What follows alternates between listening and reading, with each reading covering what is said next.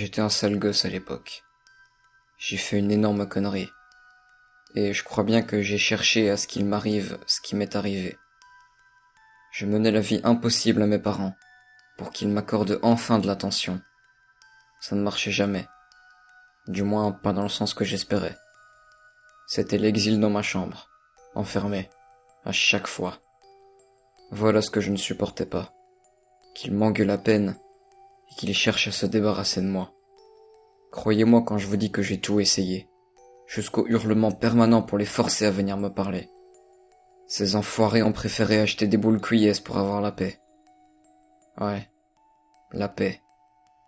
Pourquoi avoir fait un enfant si tout ce qu'ils voulaient c'était être tranquille? Paradoxalement, à mon désir d'avoir une relation normale avec eux, je les détestais pour cette situation. Un soir, pris d'un accès de rage, celui de trop, j'ai fugué, sans aucune destination en tête. Il était 23 heures. Je suis sorti par la fenêtre, avec un maigre sac à dos rempli de quelques provisions pour quelques jours. J'ai juste marché, ou plutôt couru aussi loin que je pouvais, arrivant près d'une entrée d'autoroute, jusqu'à ce que je vois arriver une voiture. À ma grande surprise, elle s'est arrêtée lorsque je lui ai fait un signe d'autostop. Oui, je sais. On en vient à ce que je disais. Je voulais être enlevé. Imaginez mes parents morts d'inquiétude à mon sujet.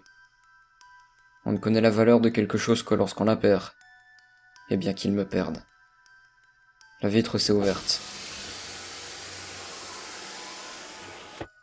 Bonsoir. Je voudrais aller en direction de Lille, s'il vous plaît. Ai-je improvisé. Il n'y avait rien ni personne que je connaissais là-bas. Tant mieux quelque part. Très bien, monte à l'arrière. À une telle heure, il l'avait vraiment accepté. C'était inespéré, mais tellement suspect. Qu'est-ce que j'étais stupide.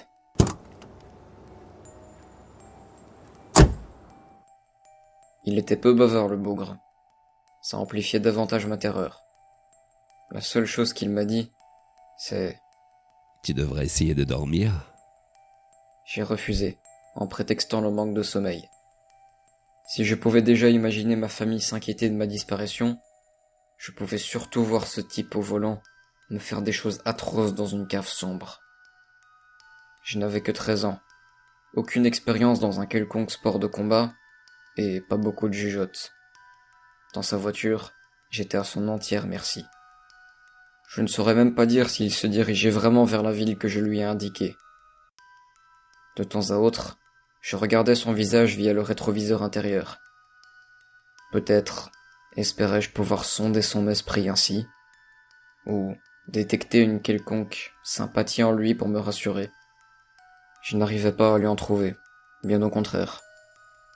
Je commençais à hésiter de plus en plus, à lui dire que je préférais descendre ici, mais la peur m'a retenu pendant 10 bonnes minutes. Mais soudain, quelque chose de bien plus terrible que sa simple expression stoïque et fermée m'a tétanisé. Il me fixait à travers le rétroviseur interne. Je détournai le regard, mais je voyais bien que lui n'arrêtait pas. Comment pouvait-il rouler sans même regarder la route? Je suis sûr et certain qu'il n'a pas détaché ses yeux de moi à partir de ce moment-là. Lui demander pour s'arrêter était impossible dans ces conditions. Surtout qu'on était sur l'autoroute depuis un bon moment déjà. Toujours pas sommeil, mon garçon? Non, ça ira. J'ai regardé par la fenêtre, espérant pouvoir lire un panneau indiquant qu'on arriverait bientôt à Lille. Je n'en ai vu aucun. En revanche, j'ai pu observer quelque chose de très étrange. La couleur du macadam n'était pas normale. D'un noir pur, bien différent du gris foncé habituel. Il était tard, mais les éclairages des lampadaires ne laissaient aucun doute là-dessus. Ces lampadaires d'ailleurs, parlons-en. Leur lueur était tout ce qu'il y avait de plus ordinaire, mais leur taille et forme variaient de l'une à l'autre, jusqu'à avoir des aspects complètement absurdes. Et arrivé à un certain point, les lumières pointaient toutes dans ma direction, m'éblouissant assez pour m'empêcher de continuer de regarder dehors, et devenant progressivement de plus en plus rouge. J'ignore si c'était la peur, mais en plus de ça, j'avais de plus en plus chaud. Complètement paniqué, J'ai dit. Monsieur, excusez-moi, quand vous vous arrêtez, vous pouvez me déposer s'il vous plaît? Mais il n'était plus là. Et pourtant, la voiture continuait de rouler encore, sans quitter la route. J'étais mort de peur, comme je ne l'avais jamais été. Mes appels à l'aide n'ont évidemment eu aucun effet. J'ai pleuré, crié, hurlé pour que ce cauchemar s'arrête, avant de décider de passer à l'avant du véhicule pour essayer de freiner. Le volant ne semblait pas du tout réagir à mes mouvements, et je ne savais même pas quelle pédale correspondait à quoi. J'ai écrasé l'une d'entre elles, au hasard, faisant accélérer le bolide de plus belle. Une deuxième, exactement le même effet. La troisième, encore pareil. Ça n'avait aucun sens. Les phares se sont éteints tout seuls. J'étais persuadé de mourir à ce moment-là. Je me suis roulé en boule sur le siège. Au lieu de ça, j'ai senti le véhicule ralentir, jusqu'à s'arrêter complètement. J'ai ouvert la portière et j'ai bondi dehors avec mon sac, pour réaliser que j'atterrissais à l'endroit où j'étais monté, pas très loin de chez moi.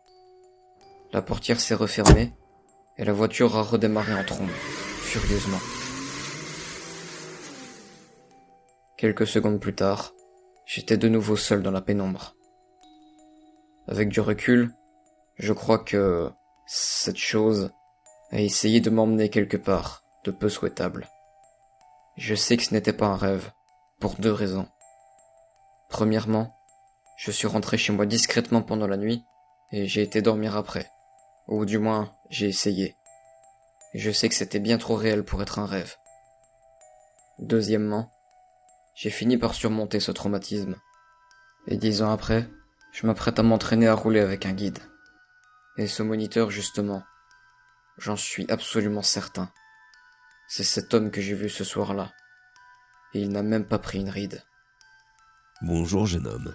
Vous êtes prêt pour votre première leçon de conduite ?